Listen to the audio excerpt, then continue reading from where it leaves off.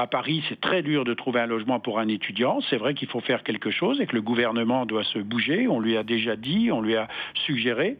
En revanche, en province, par exemple à Dijon, les étudiants, quand ils visitent, ils ont des listes de 15-20 logements et ils disent après la visite, je vais réfléchir, je vais voir, j'en ai d'autres à voir, je vous donnerai réponse plus tard.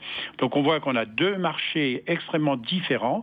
Paris, il faut trouver une solution. Province, c'est tout à fait acceptable. Mais quand vous dites qu'il faut trouver une solution, qu'est-ce que ça veut dire concrètement ? Ça veut dire qu'il faut plus de logements. Alors à Paris, on a laissé construire des bureaux tant qu'on voulait en faire. À Paris, il n'y a pas eu d'effort particulier pour essayer d'améliorer un certain nombre de logements. On a voulu faire disparaître les petites surfaces. Alors j'entendais bien dans le reportage, des fois c'est tout petit, mais vous savez, même dans 7-8 mètres carrés, bien aménagé, c'est mieux d'être dans le 7e arrondissement que d'avoir un logement plus grand en périphérie avec une crainte dans les transports en commun ou autre.